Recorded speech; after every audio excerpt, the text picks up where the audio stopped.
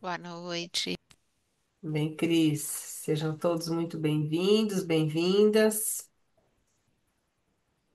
A ideia hoje é, então, nós fazermos um bate-papo aqui sobre o relato climático com a nova norma da GRI 102 de mudanças climáticas e o IFRS S2, que também traz a questão climática, quais são aí vamos dizer, integrações possíveis e diferenças e complementariedades, né? E, bom, para quem ainda não conhece a Bridge 3, nós vamos nos apresentar brevemente aqui, aí a gente começa.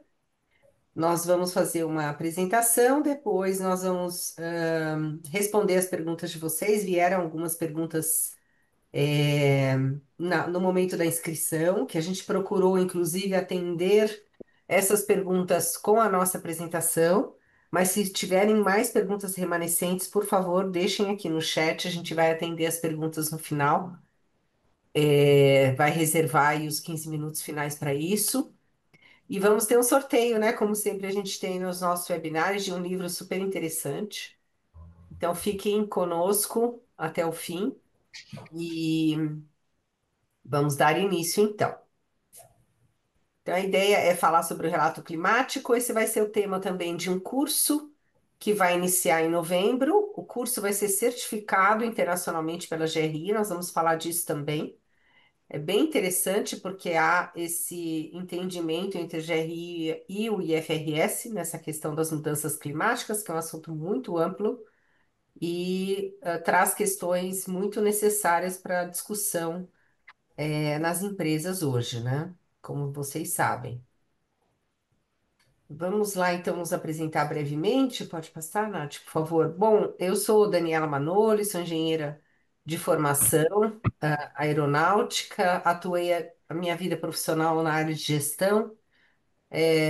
Tive algumas especializações nessa área, fiz um mestrado em educação e também, nos últimos anos, me dedicando à governança corporativa. Então, tenho algumas certificações nessa área de governança, de conselhos. E a última certificação foi o CFA ESG da CFA Society, que integra as finanças no ISD. E agora eu vou passar para a Sônia se apresentar. Oi, pessoal. Acho que já conheço aí uma parte de vocês. Eu sou a Sônia, né? Sônia Coutinho.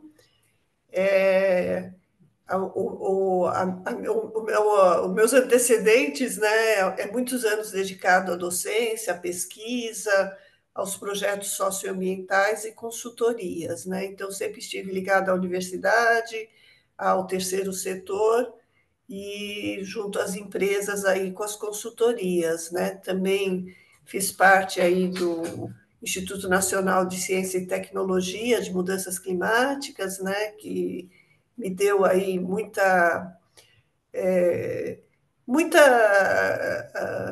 como é que se fala, aproximação, né, com o que está acontecendo, o que tem de novo na ciência, né? Eu sou formada em Direito, né? Eu ponho aqui DNA USP, né? Porque eu fiquei graduação, pós e a minha vida aí profissional, grande parte dentro da USP, né? E ali embaixo tem os jovens dos meus projetos socioambientais que eu adoro, né? Adoro trabalhar com jovens. Então é isso, passo para Amanda. Boa noite, gente. Tudo bem? Eu sou Amanda Carbone, eu sou bióloga de formação. Tenho também uma trajetória acadêmica, mestrado, o doutorado, trabalhando com indicadores de sustentabilidade, indicadores de serviços ecossistêmicos também. Depois um pós-doutorado no Instituto de Estudos Avançados da USP, quando eu abordei mais a fundo o assunto das soluções baseadas na natureza.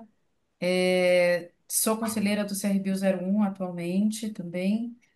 Tenho esse enfoque duplo, né? Um já há muitos anos junto à sociedade civil e projetos com comunidades, e o outro braço junto ao setor empresarial, também já há vários anos, atuando com as consultorias em sustentabilidade e com essa frente dos relatórios de sustentabilidade, assim como a Daniela e a Sônia, sou certificada formalmente pela GRI para dar os cursos, né, formais, né, os cursos que são certificados pela GRI, como esse que também dá nome a esse webinar que vai ser lançado agora nesse próximo mês, e é isso, acho que resumidamente.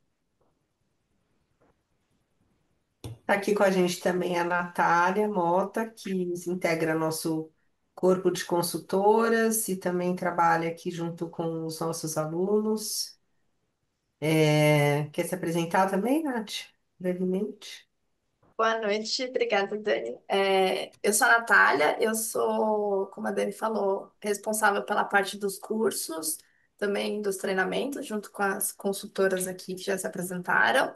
Fico na parte de atendimento ao aluno também, e nas consultorias também, como consultora, ajudando. Então, o que vocês precisarem, por favor, entrem em contato com a gente pelo WhatsApp, pelo e-mail, que a gente vai estar à disposição para ajudar no que vocês precisarem, alguma dúvida, sugestões também.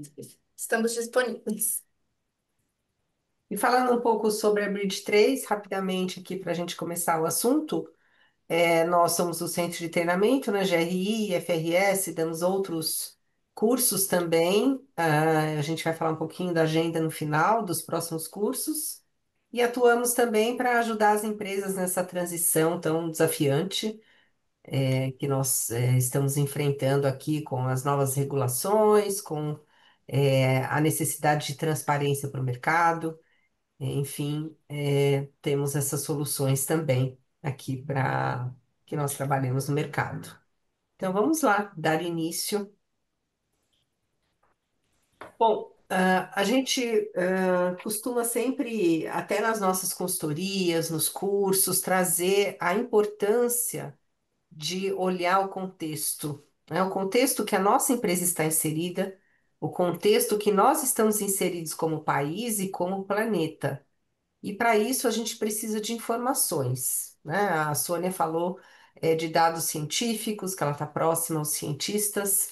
Então isso é muito importante. A gente está próximo às fontes de dados, que fornecem informações mais precisas para que a gente possa trazer uma previsibilidade melhor para os nossos negócios. Isso tem sido demandado, inclusive, por essas novas regulações. Quem diria que a gente passaria por extremos climáticos tão graves, né? Em tão pouco tempo aqui no nosso país, em regiões, que muitas vezes, durante muitos e muitos anos, nós não tivemos. Então, esse aqui é um mapeamento dos principais riscos levantados pelo World Economic Forum no horizonte de 2 anos e de 10 anos, ambientais, sociais, tecnológicos, e ele traz esse gráfico, é muito interessante, tanto da esquerda quanto da direita, a interconexão entre os riscos. Quando a gente vai trazer uma outra informação aqui também um pouco mais para frente, para mostrar essa sinergia e o trade-off entre um risco, né? E que pode gerar também uma oportunidade. Então, muitas vezes a gente tem um investimento que a empresa vai fazer numa área para fazer um projeto de descarbonização, mas ela vai causar um problema social, por exemplo. Então, não é que ela não vai fazer aquela iniciativa, mas ela tem que olhar todas as consequências das suas ações, né? Mapear tudo isso. Então, essa análise de contexto, ela faz parte tanto de uma análise de materialidade, quanto da elaboração de um relatório, quanto do dia a dia da tomada de decisão de uma empresa no alto nível da gestão, decisões estratégicas, definição de uma estratégia. Essa análise de contexto precisa conter dados de fontes confiáveis, né? Então, aqui foi só um exemplo que a gente trouxe. Pode passar, por favor? Aqui é só para mostrar para vocês como que está o Brasil hoje em relação aos compromissos, né? A gente sabe que a gente tem o Acordo de Paris, que a grande maioria dos países é signatário, ou seja, se comprometeram a manter o aumento da temperatura da Terra no máximo 2 graus, né? preferencialmente 1,5 graus até o fim do século, mas como que a gente está em relação a esse compromisso aqui no Brasil? Esse gráfico do lado esquerdo mostra que 111 cidades só se comprometeram até agora, e que significa 64 milhões de pessoas. Nós somos um país muito maior do que esse, né? Do que essa população. E do lado direito traz o número de empresas que já se comprometeram. Somente 30 empresas, para vocês terem uma ideia, têm compromissos estabelecidos, formais, onde ela se compromete a ficar dentro de 1,5 graus. Nós temos um universo no Brasil de milhares e milhares de empresas. Então, assim, a gente está muito para trás ainda dos compromissos que a gente precisa correr, né, para que a gente consiga, de alguma forma, amenizar os efeitos dos extremos climáticos que já chegaram, né? Então, essa é uma outra análise também que a gente tem muitas bases científicas para olhar no contexto das empresas, dos países, da região que a gente atua, e é importante mapear todas essas questões. Pode passar, por favor?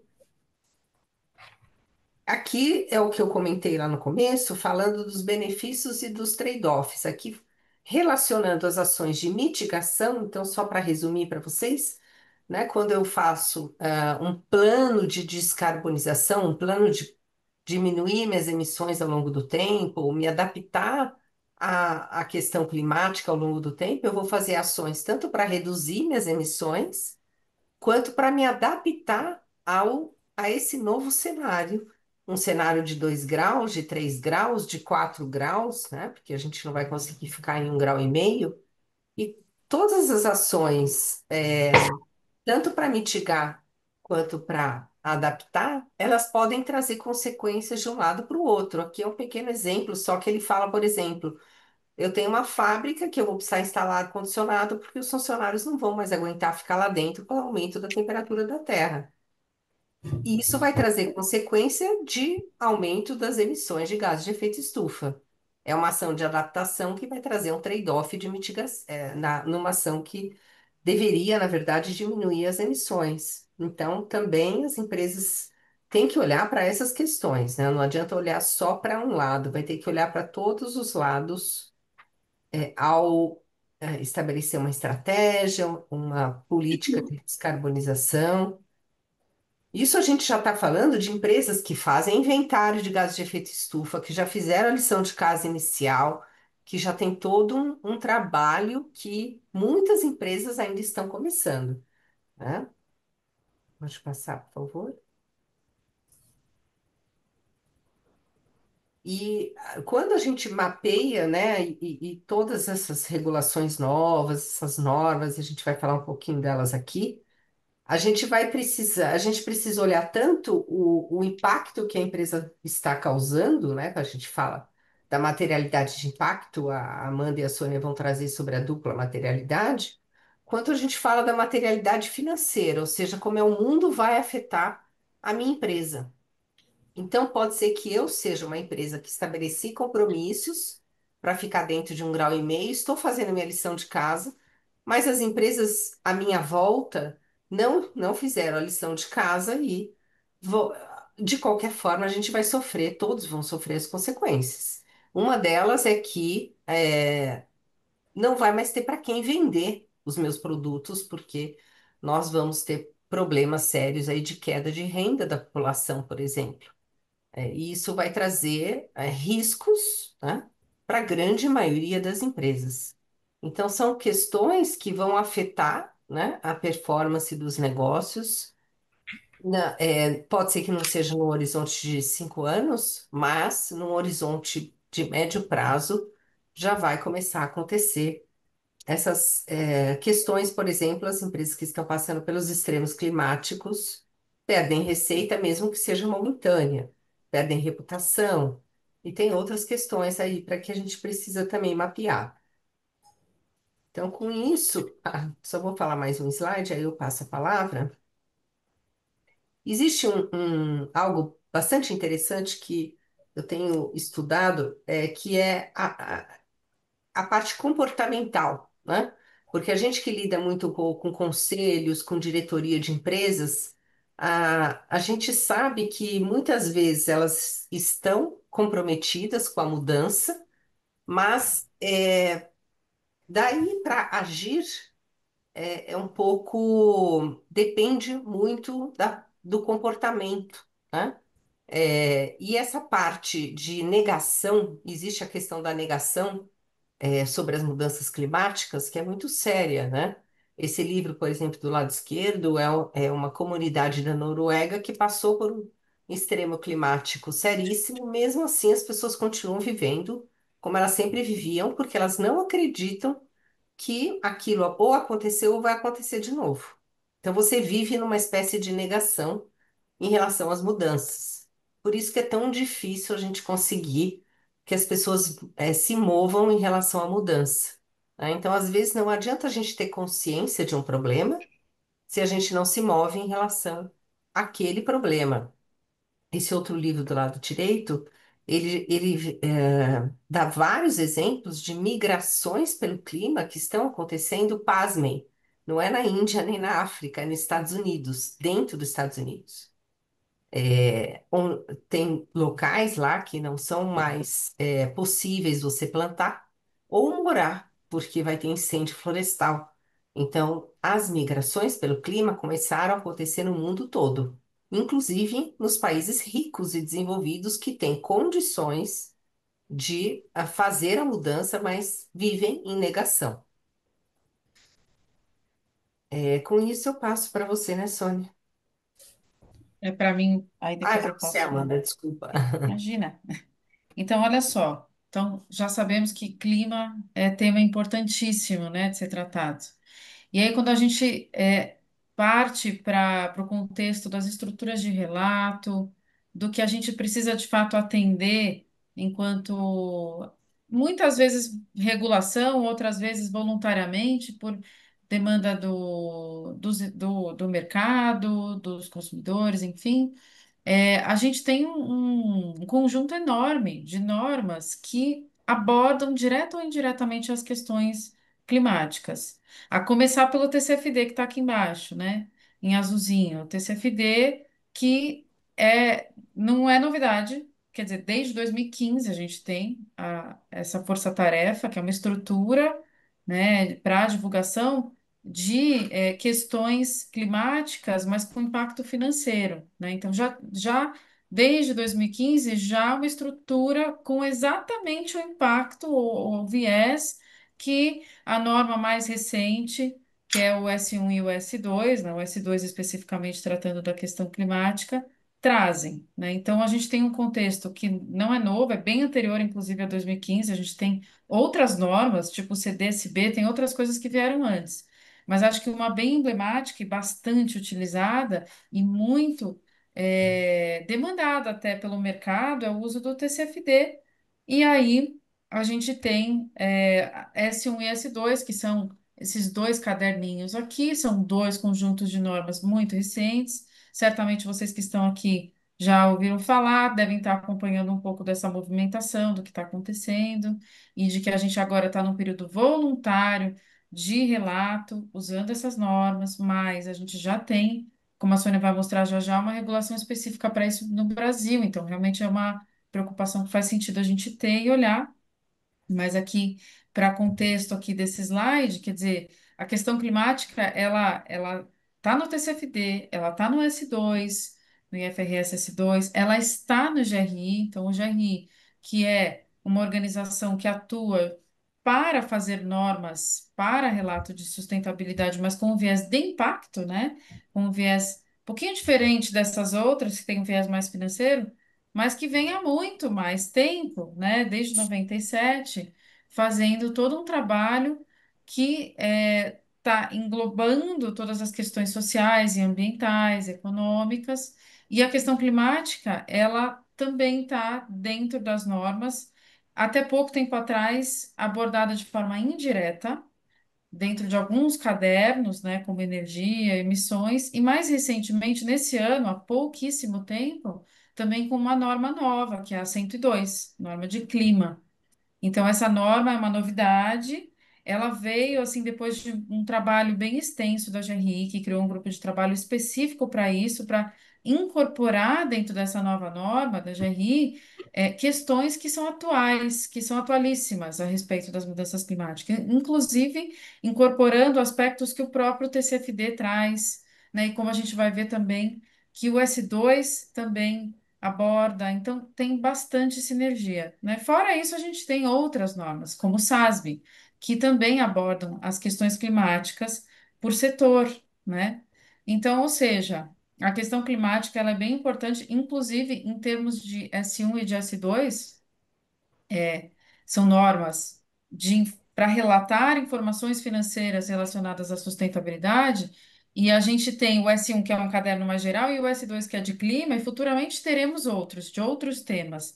Mas o primeiro eleito para ser publicado em parzinho aqui com S1 foi justamente a questão climática, o que reflete realmente a transversalidade desse tema, a importância desse tema para todos os setores, né? E uma agenda global, de fato, né? Ela está colocada dentro do Acordo de Paris, dentro da Agenda 2030, com os Objetivos de Desenvolvimento Sustentável, e aí vai. Então, é um tema bem importante. Pode passar.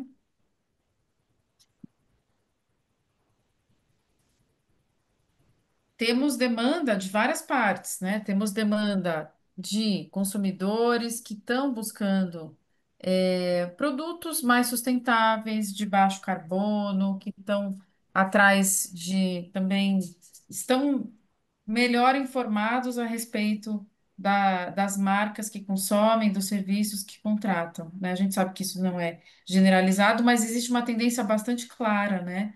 É, de que os consumidores de fato buscam isso no mercado. A gente tem os investidores, que são, acho que, um grupo de parte interessada fundamental aqui para esse contexto também. Então, têm sido bastante considerados quando a gente pensa em clima, né? Inclusive, por exemplo, os bancos, as instituições financeiras, em geral, gestoras de ativos, de fundos, estão fazendo um filtro que não é mais só negativo, né? Ah, não pode ter certas coisas, né? Tipo trabalho escravo, trabalho infantil, coisas que são inaceitáveis, mas que também se utiliza um filtro mais positivo também. O que que essas empresas estão fazendo? O que que as empresas estão fazendo para modificar o seu impacto, né? Para fazer uma transição para uma economia de baixo carbono, para modificar processos, né? Então, isso está cada vez mais também sendo considerado nessas análises financeiras, né? E os parceiros de negócio, de um lado ou de outro, a gente tem também a questão climática pegando na escolha de fornecedores, né? Então, a empresa olhando para os seus fornecedores também buscando aqueles que têm algum controle sobre as questões, né, climáticas, o rastreamento das suas emissões e assim por diante, né, que não façam, por exemplo, conversão de ecossistemas de uma forma ampla e assim por diante. Mas também tem uma pressão, de repente, para aquela empresa que é fornecedora de um grande grupo que precisa relatar, né, as questões climáticas, então, acaba havendo essa pressão também por esse lado, né? Então, existe uma demanda grande das partes interessadas de ouvir o que de fato as empresas estão fazendo em relação ao clima. Daí eu passo para a Sônia, que ela vai contar um pouquinho da regulação. Então, pessoal, falando um pouco da regulação, primeiro destacar que a questão climática não é recente, ela já vem sido falada há vários anos, né? O TCFD, que é essa norma climática, como a Amanda falou, é de 2015, já vem sendo usada por diversas empresas, né? E a gente, nos últimos anos, a gente cada vez vai tendo mais regulação, né, atual, e tem regulação prevista, no sentido de requerer mesmo essas divulgações climáticas, né? Então, a gente não foi exaustiva aqui, mas trouxe algumas, né? Então, por exemplo, nós temos uma resolução do Banco Central, né, e uma instrução normativa que falam já, né, já direciona, né, já requer das instituições financeiras que elas emitam os relatórios que se chama GR-SAC, né, que é os relatórios de riscos e oportunidades sociais, ambientais e climáticas, né? E ela considera algumas questões do TCFD para esse relato, que é um requisito aí das instituições financeiras, né? Nós temos também a circular SUSEP, né? Estou trazendo aqui as mais recentes, né? 2022, né? A SUSEP é a Superintendência de Seguros Privados e, portanto, ela regula as sociedades seguradoras, a previdência complementar, sociedades de capitalização, resseguradoras, né? Também pedem que seja relatado a gestão dos riscos de sustentabilidade que envolve aí as questões ambientais, sociais, climáticas, né? De trazer aí a questão da política de sustentabilidade e um relatório de sustentabilidade. E, por fim, nós temos a CVM, a famosa CVM 193, né, de 2023, voltada obrigatoriamente só para as companhias abertas, né, e de forma voluntária para as seguradoras, instituições financeiras, né?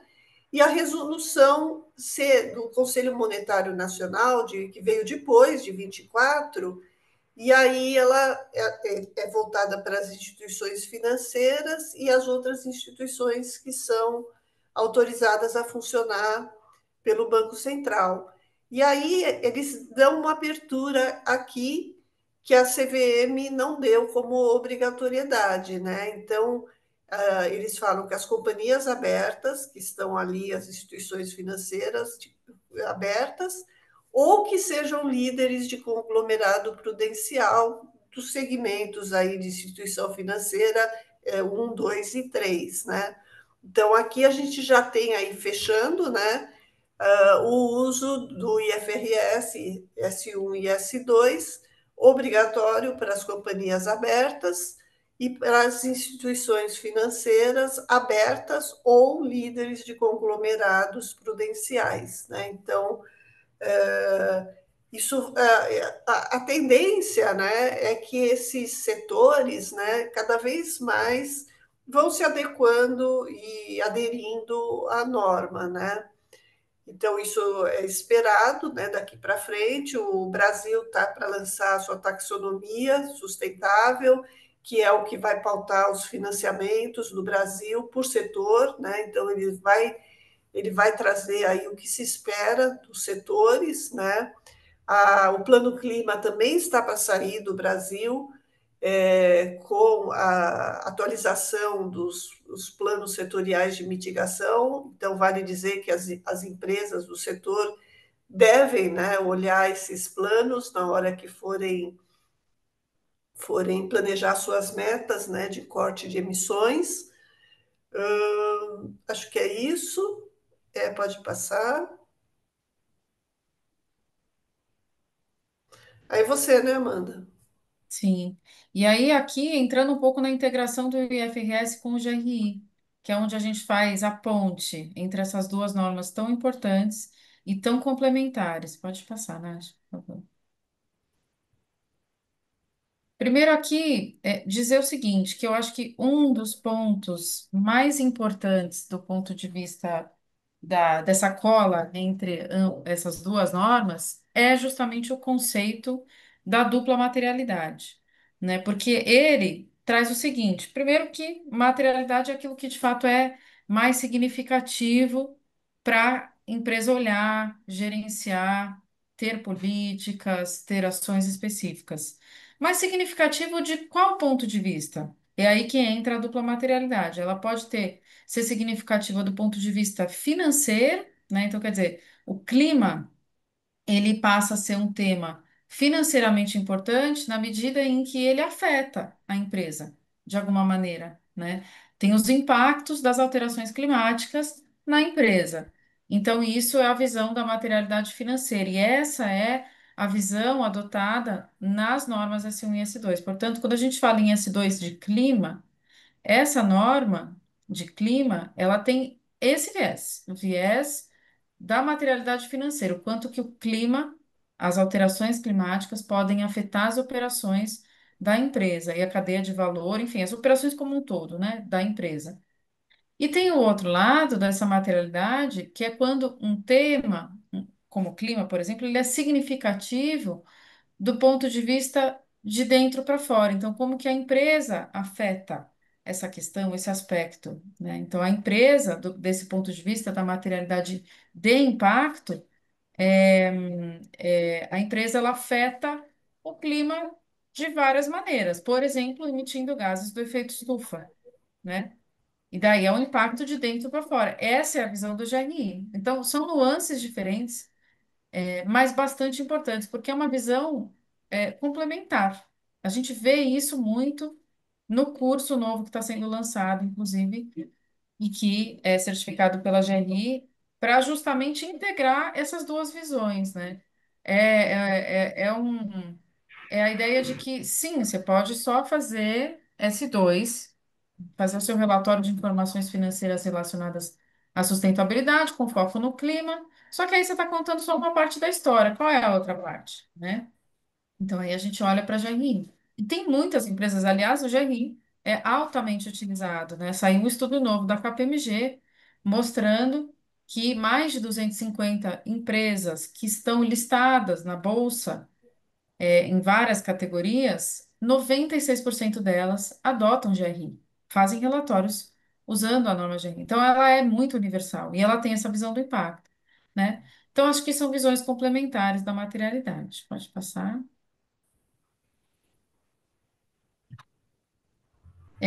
Aqui, a gente só mostra um pouquinho mais a fundo essa mesma ideia da dupla materialidade, que no fundo se traduz em riscos, em oportunidades, em impactos, né? Então, a questão climática, ela pode trazer oportunidades para a empresa, que de repente movimenta a empresa para fazer mudanças, né? Internamente, nos seus processos, até economizar recursos, né? Mas também gera riscos, riscos que são riscos de transição, riscos jurídicos, riscos regulatórios, riscos de mercado, de reputação, coisas que a gente não vai aprofundar aqui, mas são riscos diversos, inclusive riscos físicos, né? Como quando você tem um evento climático extremo que causa impactos devastadores em uma operação de.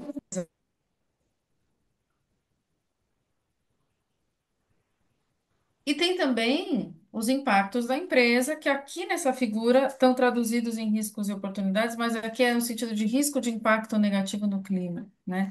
Enfim, é só para mostrar que existe esse intercâmbio, né, de dentro para fora e de fora para dentro dessas questões, né? E esse olhar é complementar. Pode passar. Passo para você, Dani. Existe esse memorando de entendimentos, tanto do lado do IFRS, que quer e enfatiza a importância de aplicar o IFRS S2 e também o GRI 102 de mudanças climáticas, justamente nessa visão que a Amanda nos trouxe, de dupla materialidade, para que a gente possa cercar todos os impactos que podem se tornar riscos e oportunidades e a ideia, com esse memorando é trabalhar em conjunto. Eles não estão integrados ainda no mesmo guarda-chuva, mas eles elaboraram esse memorando para transmitir ao mercado a importância de que, se a sua empresa trabalha com ambas as normas, você consegue fazer ampliar muito mais o seu olhar sobre a questão climática.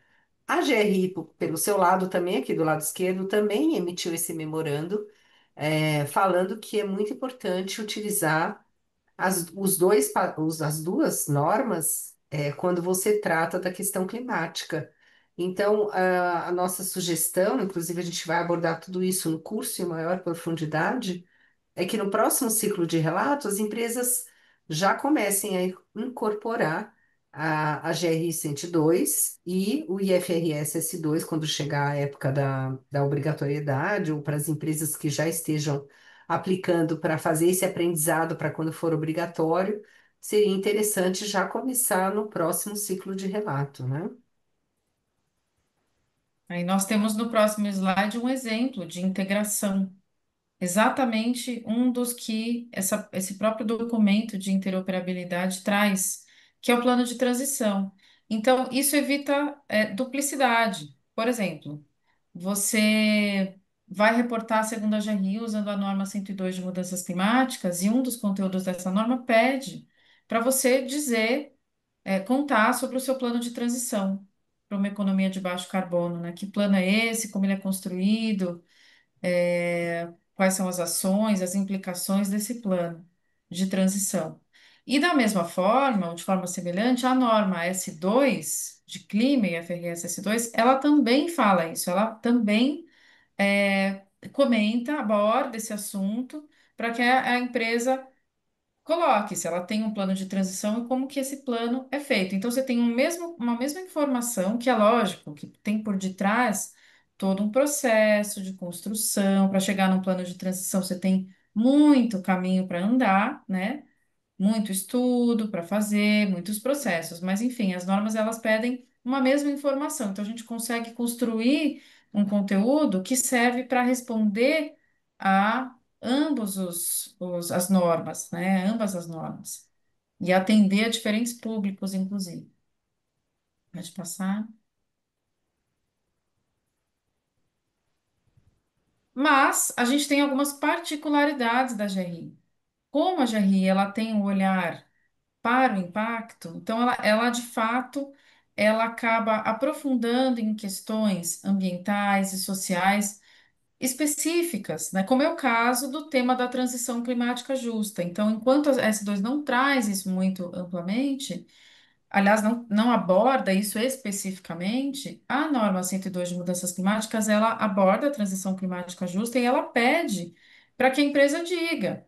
Então tá, então você tem um plano de transição, mas como é que você está, se você está e como está identificando os impactos que esse plano vai ter nas pessoas, nos trabalhadores, em comunidades locais, porque qualquer decisão tem consequências positivas e negativas, né? Quando você muda, por exemplo, para um modelo de negócio diferente, para um motor elétrico, quando você faz ajustes, mudanças que têm uma interface forte com a questão climática, você também precisa pensar em como levar todos entre aspas, né? Como envolver as pessoas, se preocupar em tratar adequadamente das pessoas, né? Então, de repente, você fazer treinamento para trabalhadores para que eles consigam operar uma máquina específica nova, de menor emissão, ou para que possam trabalhar num modelo específico, num outro produto que a empresa está lançando, que é de baixo carbono, sei lá, tem mil coisas aqui que a gente poderia pensar. Mas todas têm a ver com a gente observar como que isso impacta pessoas, né? Como que isso pode ser justo para todos os envolvidos. E o GRI traz isso particularmente. Então, esse é um diferencial, né, da GRI. E aí, com isso, eu passo para a Sônia novamente. E aí, a gente trouxe lá na frente, quando fala das estruturas, existe uma estrutura chamada estrutura do relato integrado, né? E aí eu tenho uma pergunta para vocês, né? Quem sabe me dizer qual o objetivo do relato integrado, né? E aí depois a segunda pergunta, se já quiserem também responder, qual a relação do relato integrado com o IFRS S1 e S2 e o GRI, né? Como é que isso se conversa, né? Se alguém quiser falar, não se inibam, falem o que quiserem, por favor. Nós estamos aqui num bate-papo, na verdade, né? Se alguém quiser abrir a câmera para falar. É,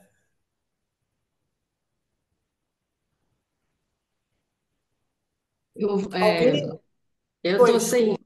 eu tô sem acesso à minha câmera aqui, né? Mas eu acho que o grande objetivo do relato integrado é ele trazer uma consistência, né, completa da própria organização, né? Assim, seja o seu desempenho econômico, o seu desempenho social, transparência, valores, que ele consiga, né, trazer essa junção toda, né? Porque a gente vê muito centenas de relatórios, às vezes, dentro de uma organização tratando vários assuntos e às vezes de forma desconectada, né? Então, eu acho que o relato integrado ele tem esse objetivo, né?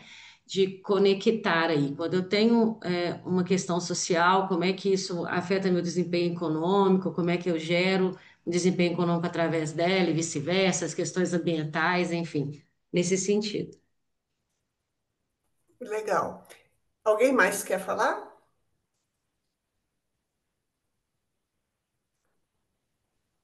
Então, a Roseli trouxe um negócio bem importante, né?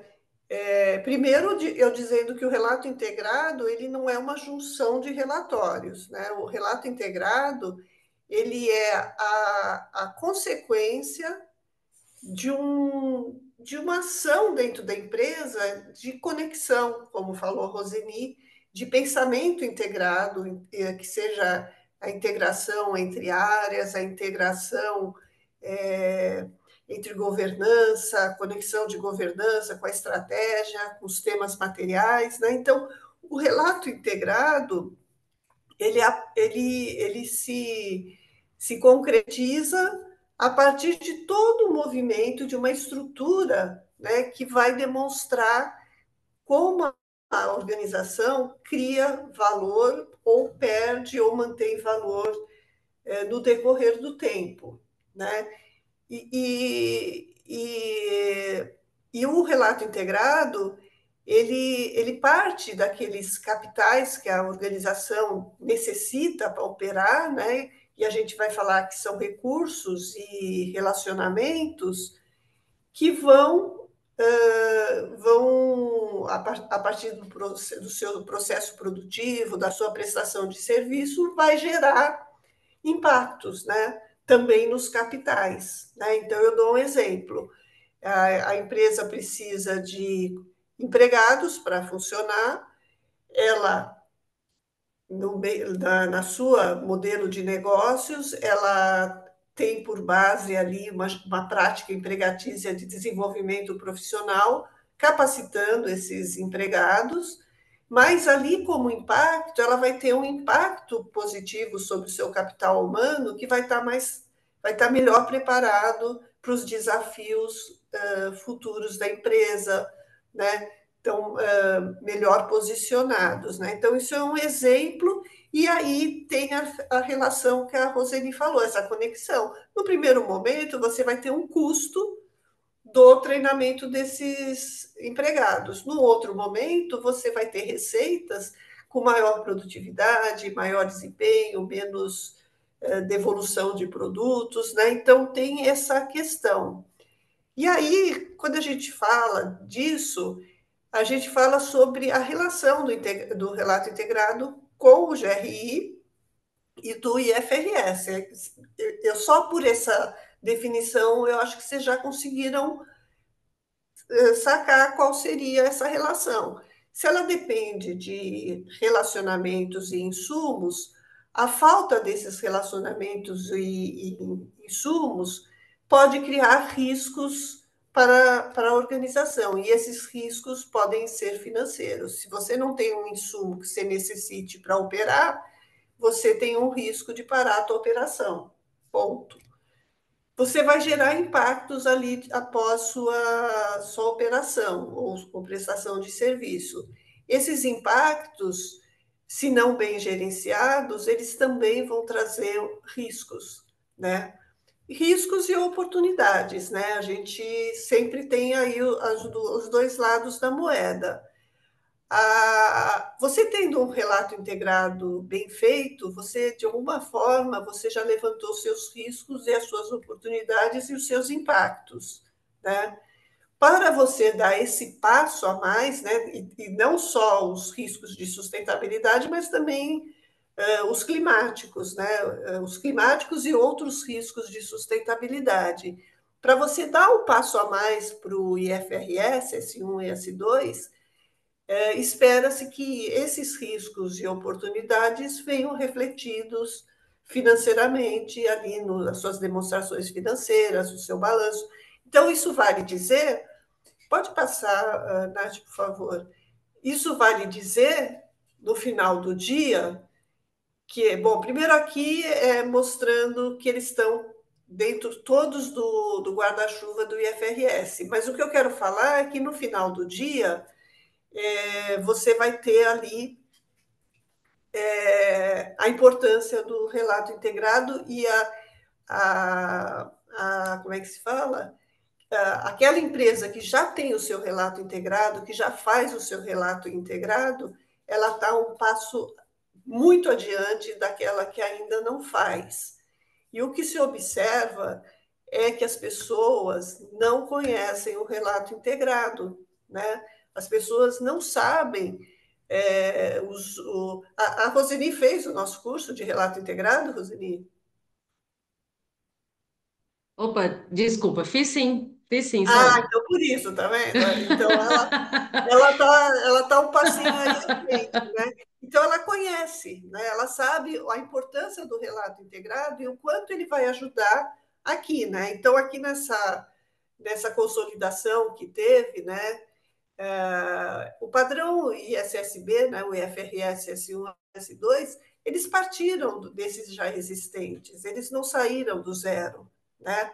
Ele não saiu do zero, ele foi uma consolidação e se pautou muito no relato integrado, no SASB, CDSB, no TCFD, tudo isso foi que deu a consistência metodológica do IFRS, né? Então, a gente trouxe aqui a importância disso para as empresas já darem o primeiro passo, né?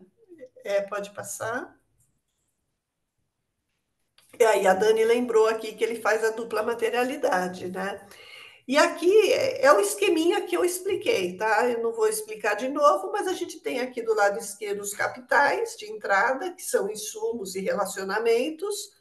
Isso tudo tem o seu modelo, né, de negócio, né, que é o modelo de criação de valor, mas aqui no meio tem o modelo de negócio, né, que são as atividades, a estratégia, os riscos, o desempenho, as perspectivas, o propósito, missão e visão da empresa, que vai gerar impactos positivos e negativos no curto, médio e longo prazo, que vão impactar os capitais, os mesmos capitais, né? E tanto a entrada quanto a saída tem a questão que pode gerar riscos e oportunidades financeiras, né? Todo impacto, se não bem gerido, ele pode se transformar num risco ou numa oportunidade, né? Se for um impacto positivo. Eu vi que alguém levantou a mão, quer perguntar? Eu não sei se a Dani permite que Tinha pergunte. sido o Ronaldo, ele perguntou aqui sobre a dupla materialidade com Ah, relato tá bom. integrado.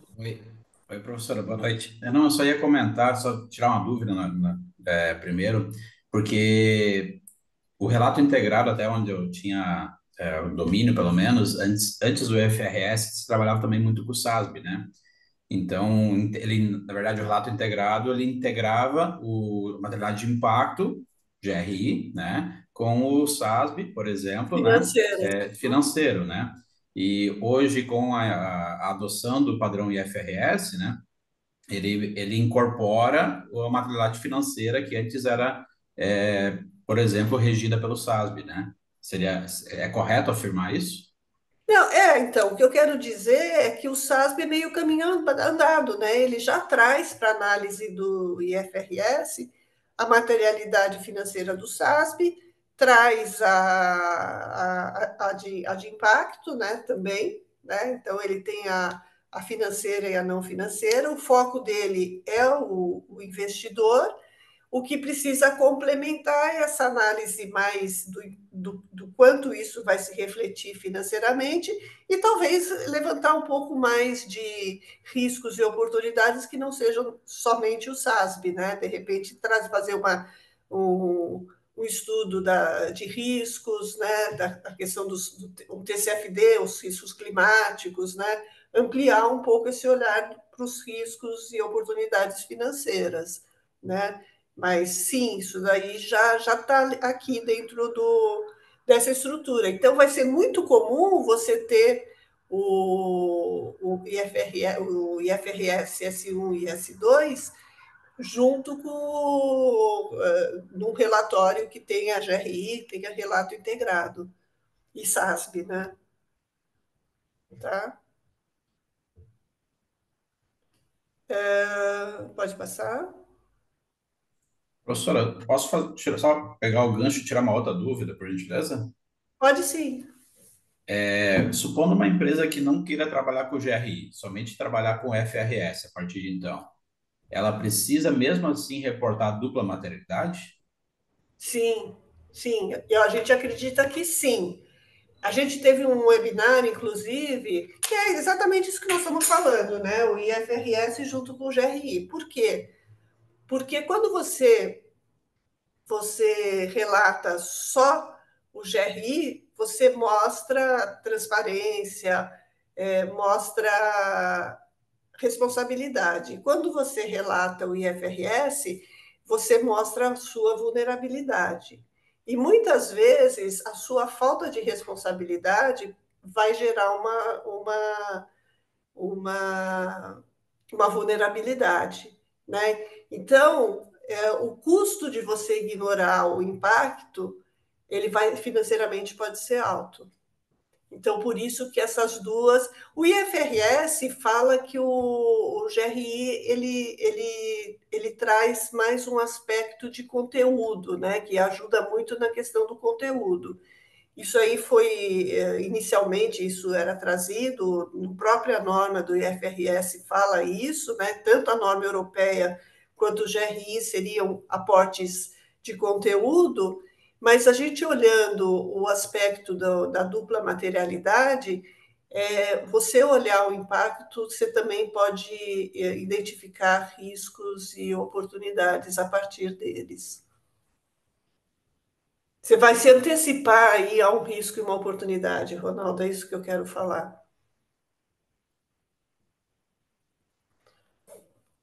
Amanda, pode passar?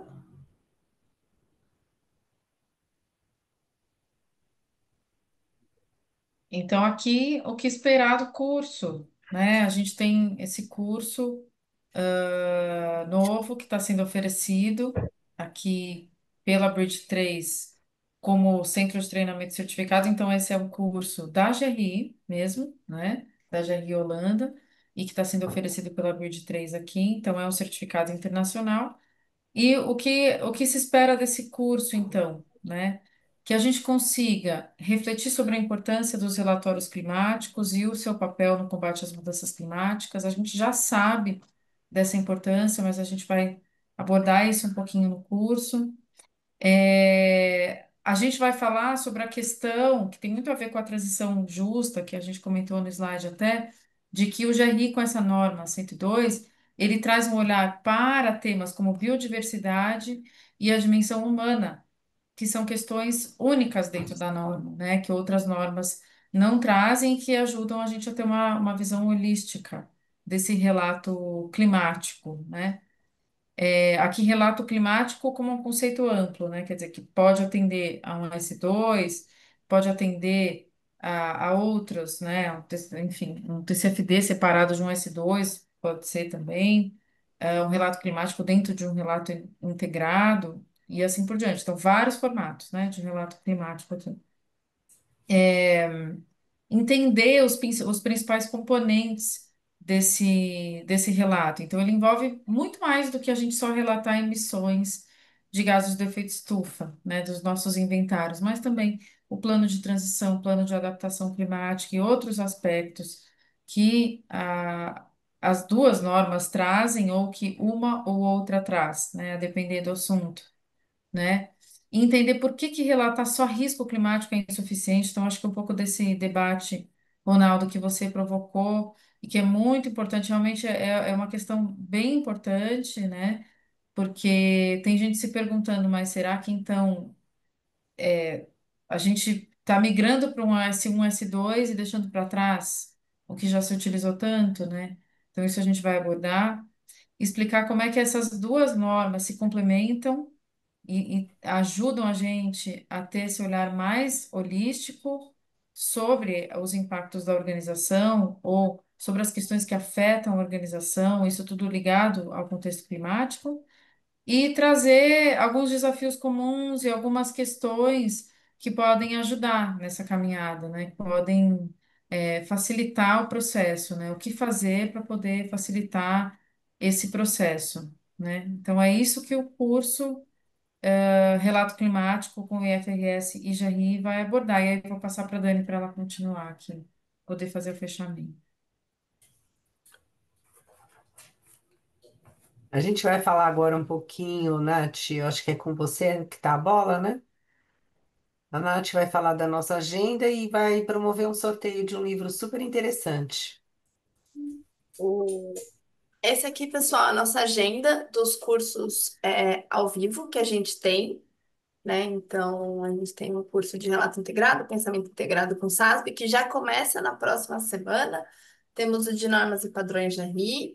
Esse curso novo que a gente está promovendo hoje, que é o de relato climático com IFRS e GRI, que é o novo curso da GRI, ele é certificado internacionalmente pela GRI também, assim como normas e padrões, né? O curso de relato integrado ele também é certificado, porém pelo IFRS. E a gente tem outros cursos também, como normas IFRS S1 e S2, com o workshop de TCFD, e o de materialidade, que é o nosso workshop prático também. Essas são as datas aqui para vocês. Obrigada por terem participado. Eu acho que seria para dar algumas referências iniciais, né? A gente achou muito, muito interessante a união desses dois padrões para falar do relato climático, que é algo que tem sido um desafio, né, para as empresas. E por isso que a gente achou importante dar início, a gente acelerou bastante a preparação do curso, a tradução de todo o curso que veio da GRI para nós, para que fique pronto a tempo aí para começarmos em novembro. Então, nós achamos importante promover hoje esse encontro para trazer essas informações iniciais para vocês, né? E ouvi-los também, né? Caso vocês tenham qualquer questão que queiram trazer além do que o Ronaldo e a Rose já trouxeram.